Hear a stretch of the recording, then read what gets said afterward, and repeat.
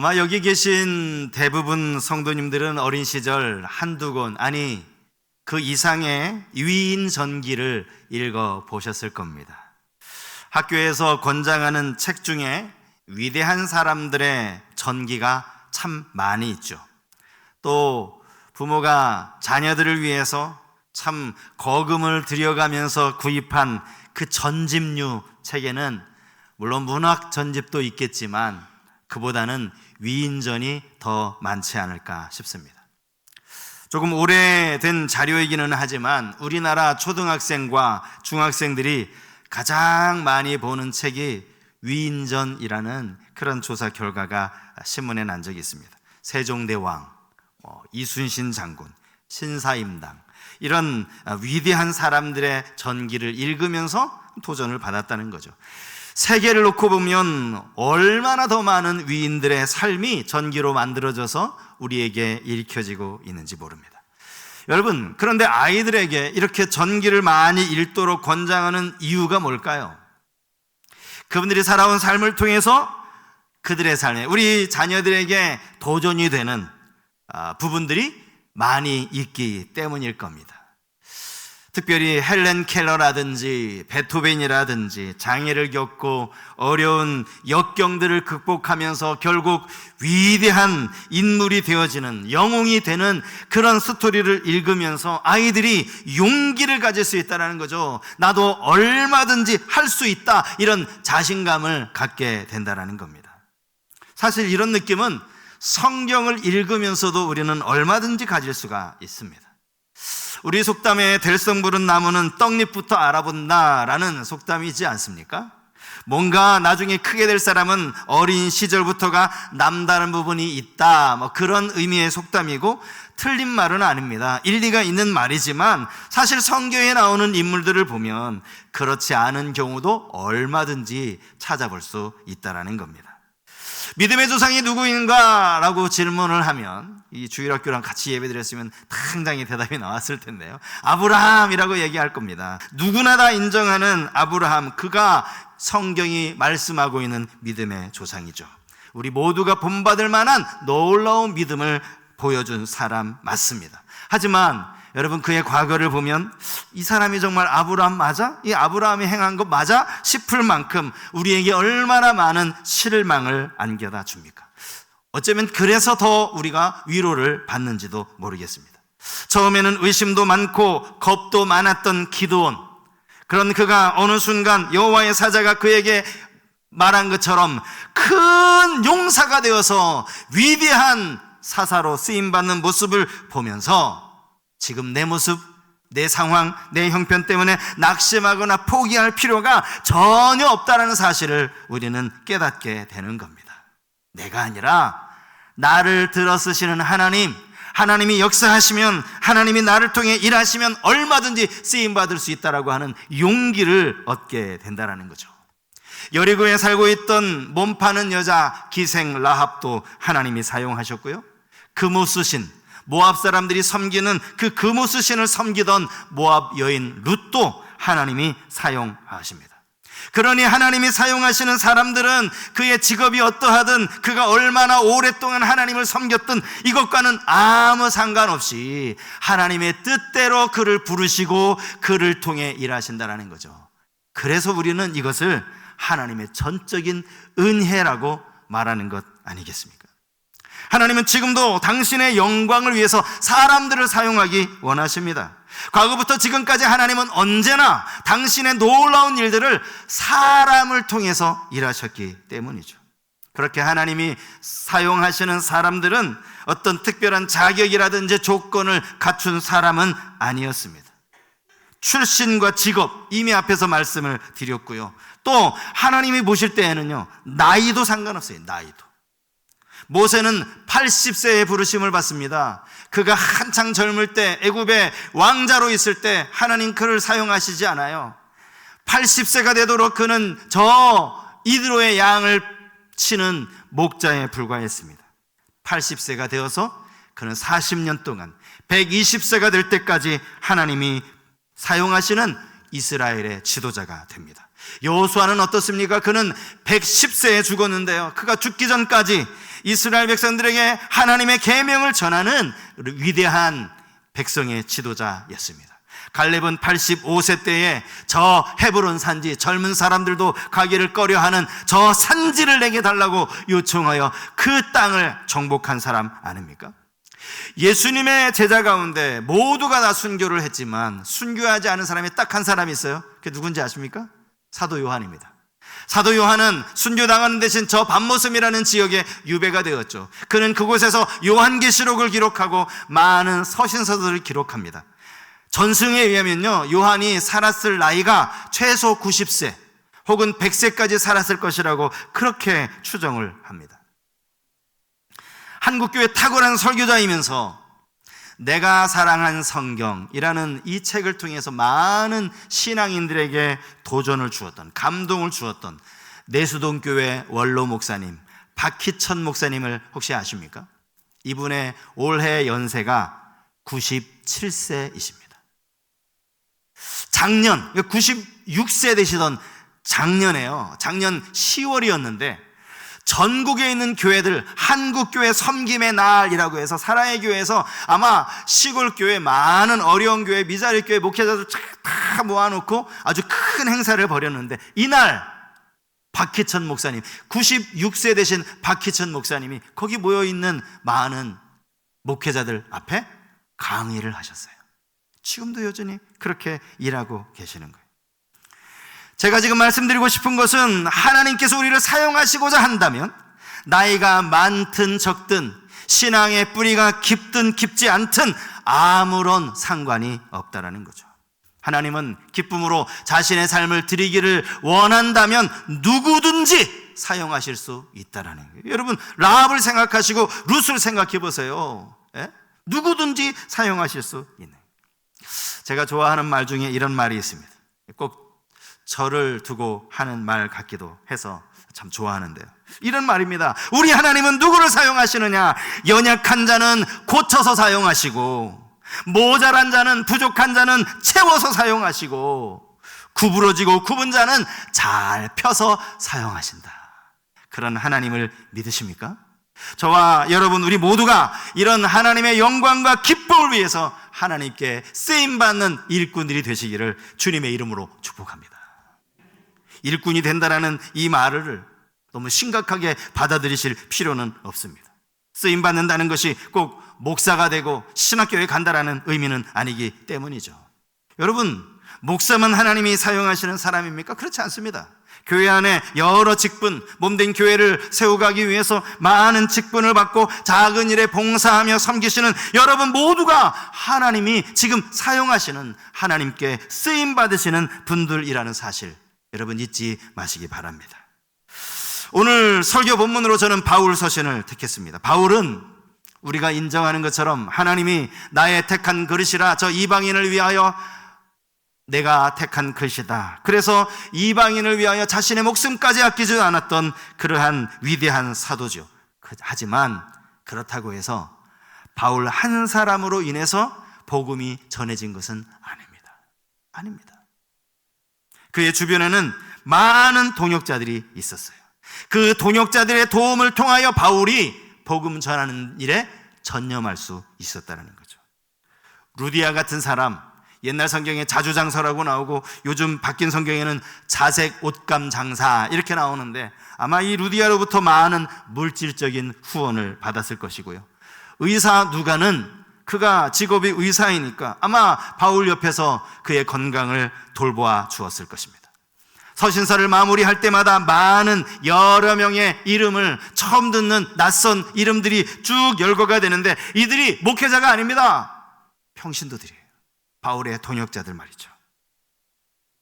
바울은 오늘 본문에서 자신에 대해 이야기합니다. 자신이 어떻게 복음을 전한 일에 수고했는지를 이야기하지만 그렇다고 해서 나니까 이럴 수 있는 거야, 나니까 복음을 해서 이렇게 헌신했어 라고 말하고 있는 게 아닙니다. 오늘 본문을 가만히 보시면 너희도 나와 함께 복음에 참여하라고, 나와 같이 이 복음에 참여하라고 그렇게 권면하고 있습니다.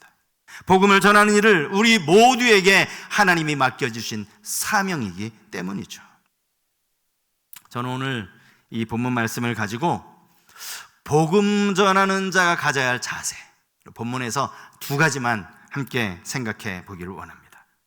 바울은 복음을 전하는 자로서 어떠한 자세를 가졌는가? 우리는 어떠한 자세를 가져야 하는가? 첫 번째는 스스로 종이 되는 자세입니다.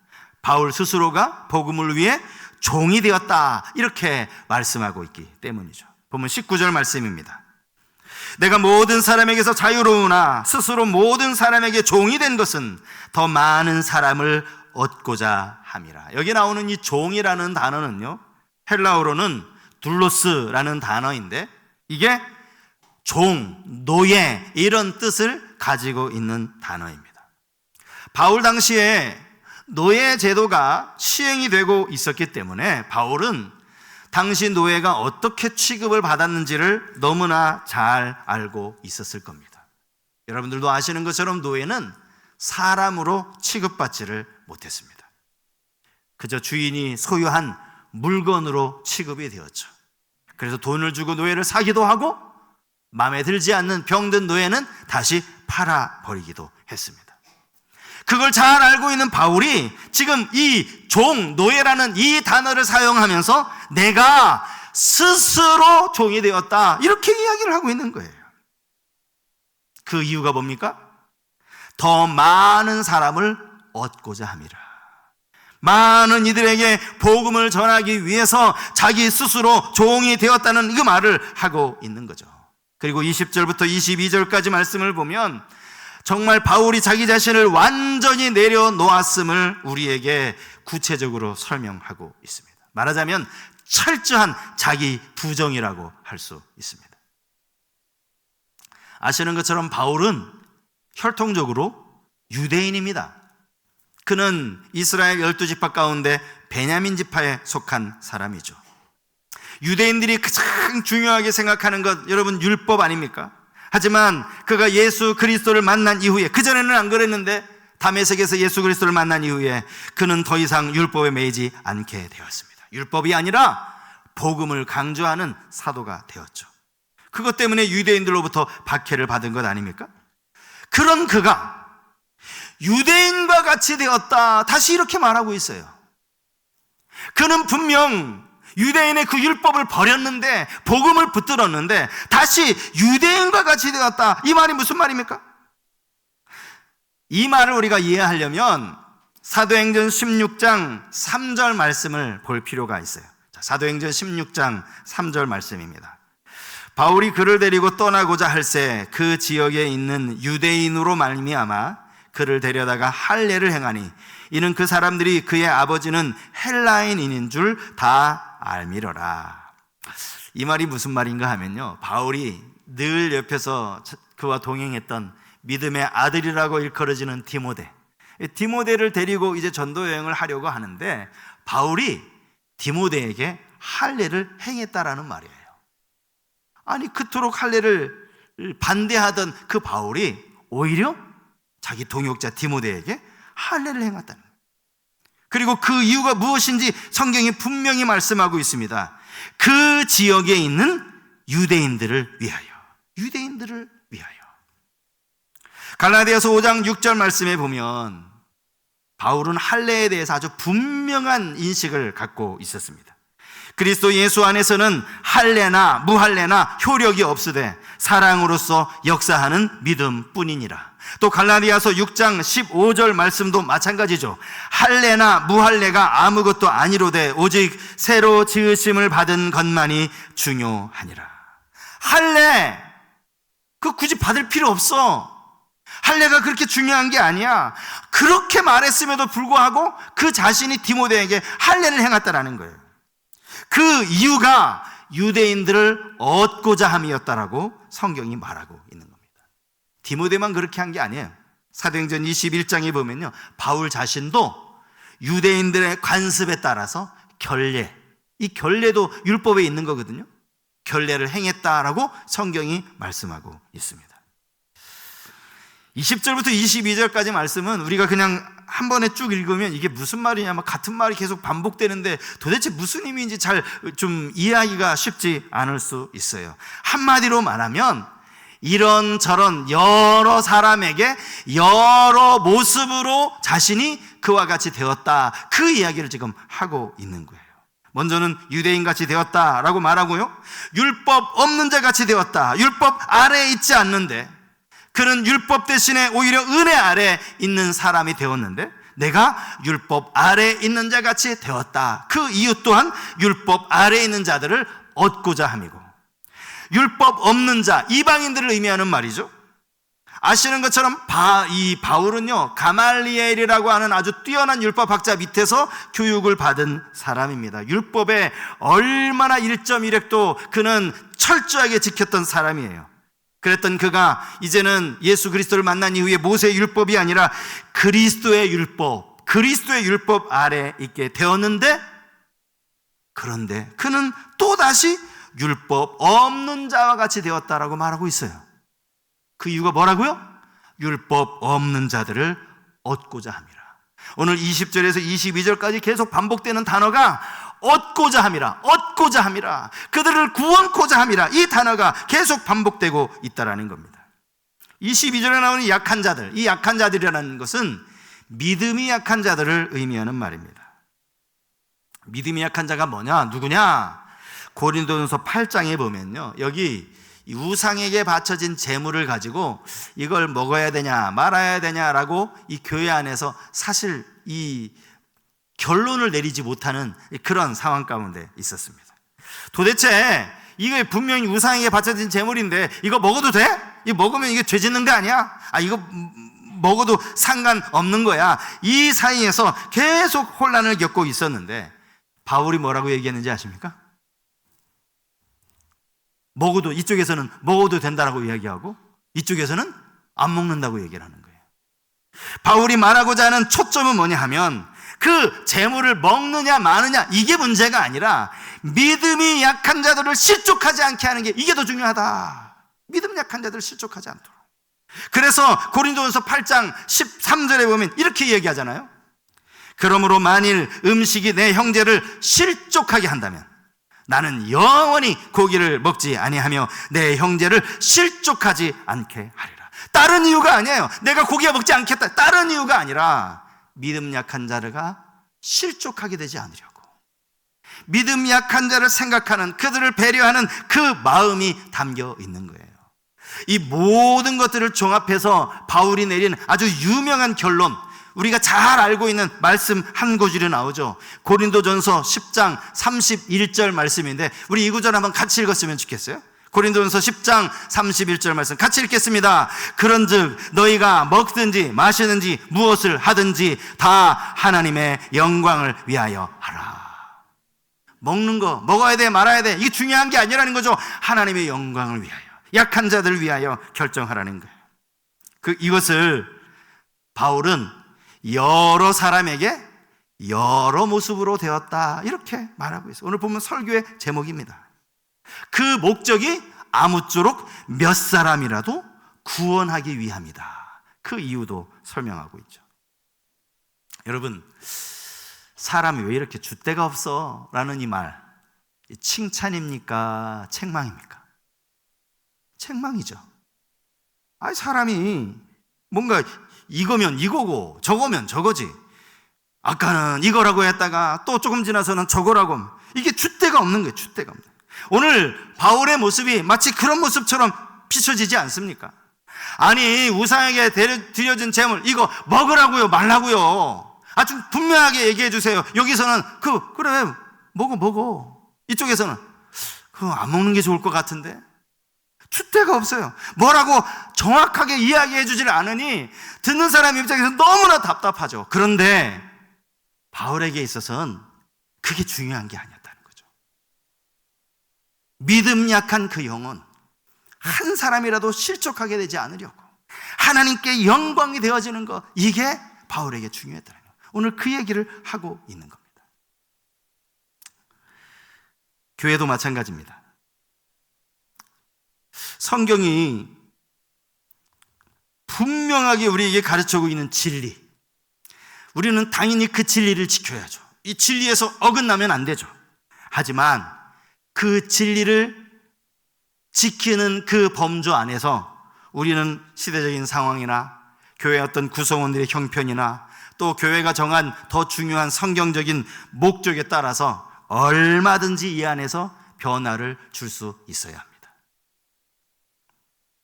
제가 지금 다음 주에 있을 온 가족 예배를 지금 말씀드리려고 하는 겁니다. 지금까지 우리가 매년 그래도 한 두세 번 정도는 온 가족 예배라고 해서 주일학교 부서랑 함께 예배를 드렸던 것 같습니다. 장년부와 주일학교가 한 자리에서 예배를 드리는 거죠. 근데 여러분, 이제 다음 주부터, 올해부터는요, 이 온 가족 예배를 조금 다르게 드리려고 합니다. 뭐가 달라지느냐? 올해는 온 가족 예배를 이제 4번 드릴 거예요. 왜냐하면 교육부서가 우리가 4개, 청년부까지 4개 부서가 있기 때문입니다. 그리고 이 온 가족 예배를 드릴 때, 통합 예배를 드릴 때 각 부서가 그 예배를 섬기도록 할 겁니다. 말하자면 이거죠. 다음 주일 대표 기도는 유아 유치부 어린 꼬마가 할 겁니다. 헌금위원은 유아 유치부에서 할 겁니다. 심지어 설교도 유치부 전도사님이 하실 거예요. 물론 시온찬양대는 찬양을 하지만 이런 몇 가지 순서에서 그 부서가 전체를 섬기도록 하는 거예요.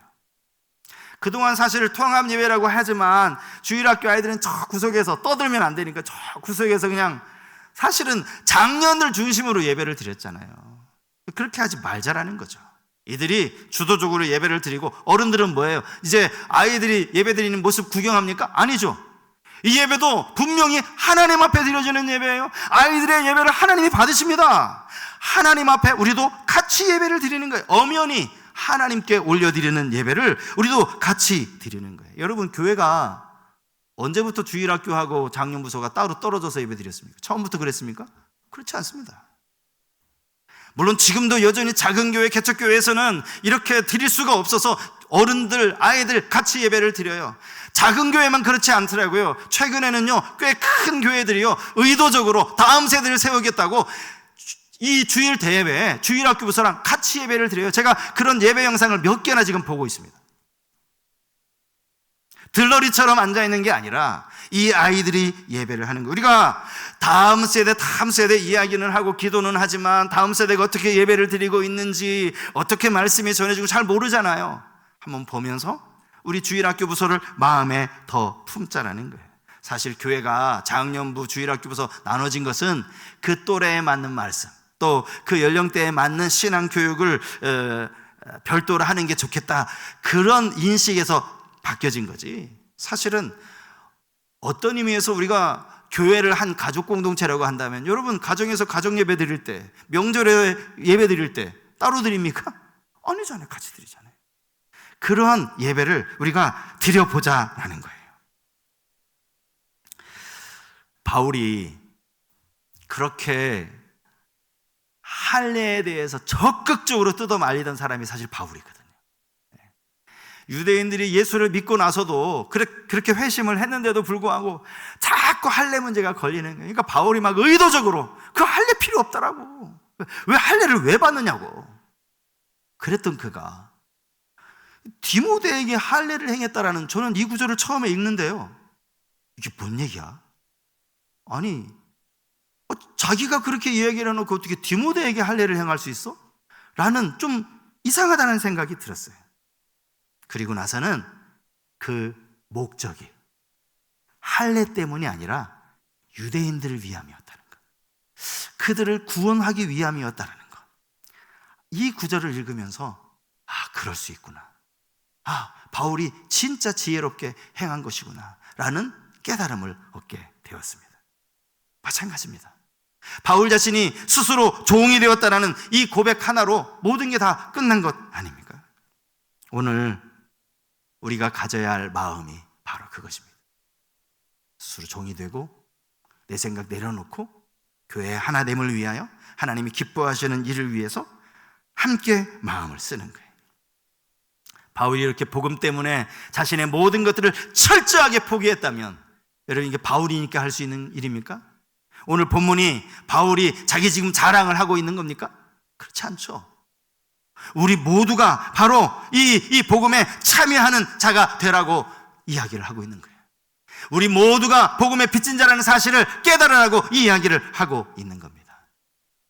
복음의 빚진 자로서 스스로를 낮아지고 또 정말 교회의 하나됨을 위하여서 내 것들을 포기하는 그러한 교회가 될 수 있으면 좋겠습니다. 또 하나는 상을 받기 위해서 다름질하라, 이렇게 권면을 하고 있습니다. 본문 24절 말씀이죠. 운동장에서 다름질하는 자들이 다 달릴지라도 오직 상을 받는 사람은 한 사람인 줄을 너희가 알지 못하느냐? 너희도 상을 받도록 이와 같이 다름질하라. 여기 다름질, 달리기를 말하는 거죠.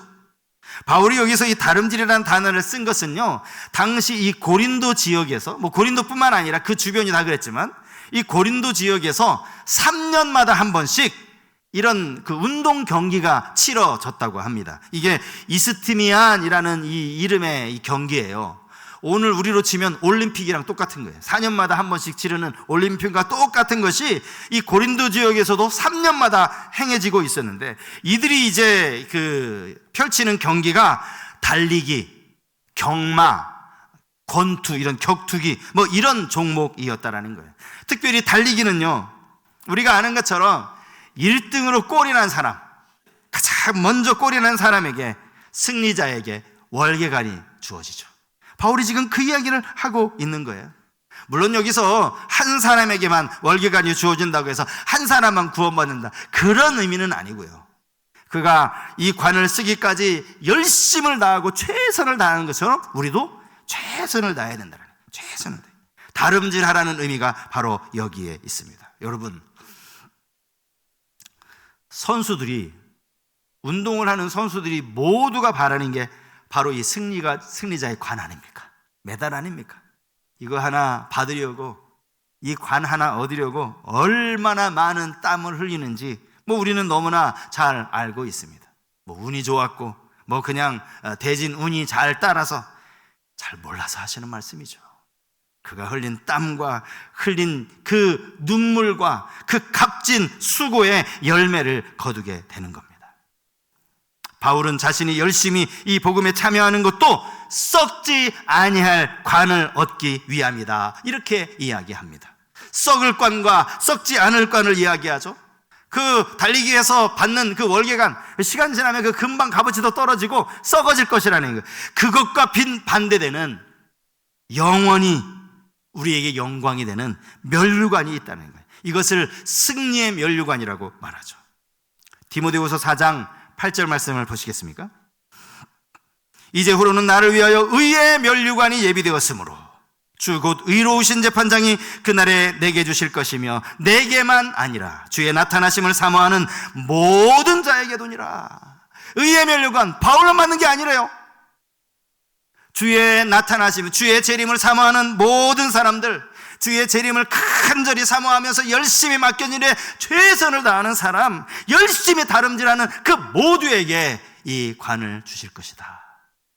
여러분, 이 관 받아 쓰시는 은혜가 우리 모두에게 있기를 바랍니다. 1등만 주는 게 아니에요. 열심히 다름질하면 이 관을 주신다고 성경이 말하고 있어요. 여러분, 2월 마지막 주일입니다. 이제 상반기 그 훈련, 또 소그룹, 또 전도학교가 시작이 됩니다. 저는 무엇보다도 우리가 올 한 해 정말 세상을 변화시키는 교회라는 이 슬로건, 이 표어를 늘 마음에 담고 있다면, 도시전도학교에 많은 분들이 관심을 가지고 또 많은 분들이 참여하실 것을 간곡히 부탁을 드립니다. 강의해 주실 그 목사님, 지난주에 설교하셨던 목사님, 이분들이 인천에서 오시는 거 매주 화요일마다 10주 동안을, 또 3-4분의 간사님들이 늘 와서 스텝으로 섬겨 주실 겁니다. 우리 교회 오시는 거예요. 우리 교회를 위해서 오시는 거예요. 우리 가운데 전도가 필요한 건 알지만 전도하는 방법을 모르겠어, 전도가 어려워 라고 하시는 분들, 여러분, 이 전도학교에 꼭 오시기 바랍니다. 우리가 교회는 구원의 방주가 되어야 한다고, 아까 2부 때도 우리 집사님 그렇게 기도하셨어요. 맞습니다. 우리 다 그렇게 기도하죠. 어떻게 하면 구원의 방주가 됩니까, 여러분? 구원의 방주 안으로 끌어와야 될 거 아니에요. 이끌어 드려야 될 것 아닙니까? 사실 이 도시전도학교는요, 요 옆에 우리 전상출 목사님 목회하시는 죽전우리교회, 그 목사님은 잘 아는데, 죽전우리교회에서는 이번 봄학기가 3학기째예요. 3학기. 작년 봄, 가을 하고 또 이번 봄학기에 또 세 번째 합니다. 세 번째. 이 도시전도학교를 알게 된 것도 사실은 우리 중고등부 엄혜진 전사님 때문입니다. 지난 학기에 이 전사님이 그 화요일 저녁에 그 죽전우리교회 스텝으로 참여를 했어요. 한 학기를, 10주를. 이렇게 참여를 하면서 훈련받는 과정을 쭉 보면서 전사님 마음에, 와, 이거 우리 교회도 꼭 했으면 좋겠다. 너무너무 좋은 거예요. 이 훈련에 참여하시는 분들이 너무너무나 기뻐함으로 참여하는 거예요. 아, 우리 교회도 이거 꼭 했으면 좋겠다. 그래서 제게 추천을 해줘서 이번에 이제 이 도시전도학교를 하게 된 겁니다. 여러분, 전도는 프로그램이 아니라는 건 너무나 잘 알고 계시죠? 전도는 주님이 우리에게 주시는 명령입니다. 이거는 그냥 상황에 따라 해도 되고 또 어려우면 안 해도 되는 그런 게 아닙니다. 도시전도학교는 그 중에서도 이 지상 최대의 명령을 어떻게 하면 더 효율적으로, 더 우리가 기쁨으로 전도하면서도 기쁨을 누리고 복음의 열매가 있도록 할까 10년을 거쳐서 10년이 넘었대요. 그렇게 다듬어지고 교회 상황에 맞게 이렇게 만들어진 하나의 전략이라고 할 수 있는 거예요. 복음의 가치가 얼마나 소중한지를 안다면 우리는 바울처럼 이 복음을 위해 최선을 다해야 하겠습니다. 너희는 먼저 그의 나라와 그의 의를 구하라. 그리하면 이 모든 것을 너희에게 더하시리라. 주님 분명히 약속하신 말씀이죠. 우리에게 주신 명령을 따라 2024년도 세상을 변화시키겠다라고 하는 우리 교회의 표에 따라 복음으로, 복음을 전하는 일에 헌신하고 교회가 새로워지는 일에 기쁨으로 참여하는 우리 모든 성도님들 다 되실 수 있기를 주님 이름으로 축복합니다.